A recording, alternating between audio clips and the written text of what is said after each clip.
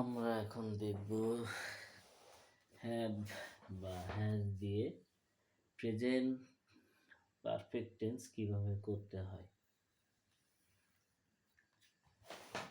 তো শুরু করা যাক। ফার্স্টে লেখা আছে বিজয় ক্রিকেট খেলছে। Vijay has played cricket. Vijay has played cricket. Vijay cricket খেলছে। আমি বাড়ি ফিরেছি। আচ্ছা, প্রথমে গেল বিজয় ক্রিকেট খেলেছে, আমি বাড়ি ফিরেছি। I have returned home. Vijay স্কুলে গিয়েছে। Vijay has gone to school. আমি লাঞ্চ খেয়েছি। I have eaten lunch. সে কাজটি করেছে। He has done the work. সে 10 বছর ধরে করিমকে চেনে। He has known Karim for 10 years।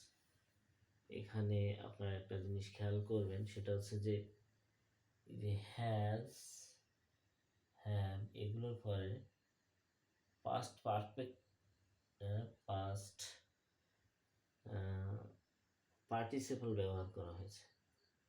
দেখেন সব জায়গায় পাস্ট পার্টিসিপল মানে V3 যেটাকে বলা হয়,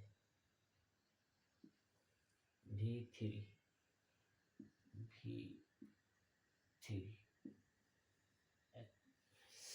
তো আপনারা মনে রাখবেন যে হ্যাভ, হ্যাজ, হ্যাজ এই দুইটা এবং হ্যাড, এর পরে যদি কখনো ভার্ব আসে সেই ভার্বটা সবসময় হবে পাস্ট পার্টিসিপল। আপনারা আবার ভুল করে ভাববেন না যে এটা হচ্ছে পাস্ট টেন্স বা V2 এরকম ভাবার কোনো সুযোগ নেই, কারণ হ্যাভের পরে যদি ভার্ব আসে সেটা অবশ্যই পাস্ট পার্টিসিপল, এবং পাস্ট পার্টিসিপল একা বসতে পারে না।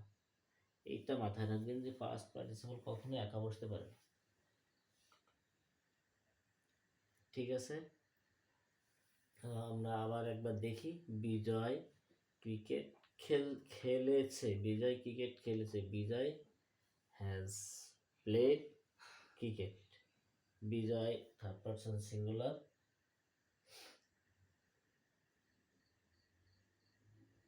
I first person. আচ্ছা, বিজয় থার্ড পারসন সিঙ্গুলার, যেখানে হ্যাজ হয়েছে।